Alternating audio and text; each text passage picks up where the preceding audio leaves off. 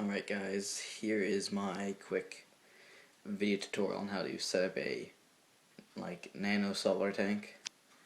So first step, kind of like step 0 almost, is just plan everything out. So I have everything just lined up, like the sand, the rocks, the filter, heater, and then the pump. So what I'm going to do is I'm going to put in the sand right now. So I'll be right back when the sand's in. So once you pour it in, you just kind of want to, looks like a lot, but it's really just kind of what I want, because I'm going for a pistol shrimp and goby combo, so I'm going to need a little bit more sand than or aggregate than what you would normally need.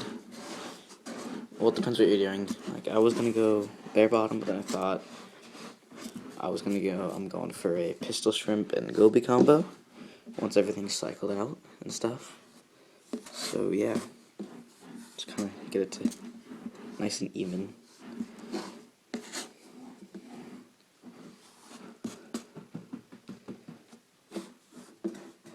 Okay, so I think that's even enough. Okay, or maybe not. A little bit more around this side. And then, so once you get everything kind of planned out, then yeah, as I said, put in your sand. And also, make sure you know what you're doing. Like, do your research on what you're going to be doing before you just start. This is take 2 of my saltwater tank, as in, I had a 20-gallon like about a year ago, and now I'm just going to go with the nano, taking it really slow. So yeah, I'm going to decide on escape here. So just got a few rocks. So once I get my escape, I will. Okay, so that's the escape I've decided on.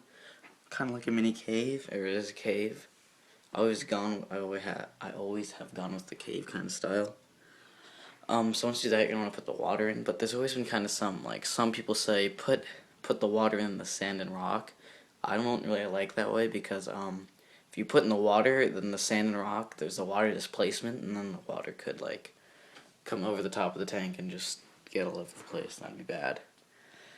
So you're just gonna want to put in this first, and then add your water. Make sure you always check the salinity of the water. Make sure it's around 1.23 to 1.26 specific gravity or salinity. So make sure it's that. Yeah, so step 1 or step 0, organize. Step 2, sand. Step 3, do escape in which you like. Step 4 is now water. So yeah, I'm going to pump that in. Alright guys, so I am now filling up the tank with water. So I checked my saltwater, its specific gravity or salinity was about 1.024. Just had 1.124, so it's pretty good.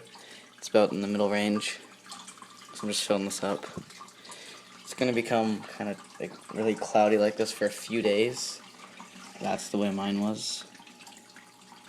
The first saltwater tank that I did, that's the way it was. It's what happens. So what salt I use? I use the Seachem reef salt. I think all it has is just extra calcium, and it helps keep the pH up. Also, how much salt you should mix in with the RODI water, which you should be using is RO water. I wouldn't recommend using tap water at all. I used tap water in my first tank. It did horrible. If you guys want to see that, just go back to my older videos. So yeah, the best mixture for it is about ½ cup per US gallon. So I'm using a 5-gallon bucket, so it's about ½ cup, or ½ cup per US gallon, so it's about 2½ cups. So yeah, I'm just gonna let this fill up. See you guys when it's filled up.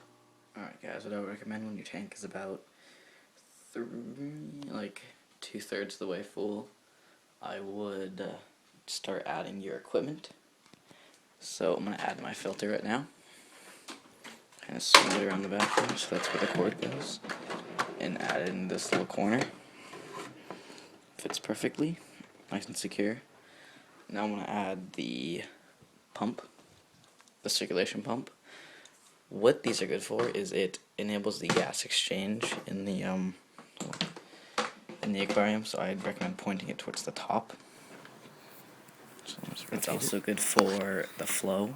You need flow in a saltwater aquarium. It's also good for corals. They capture food at night with it. So yeah, I just recommend having a good flow in the saltwater tank. Magnet. It's a Kralia 425 for those of you that are wondering. I have to flip the magnet, alright. So I'll flip the magnet when that happens.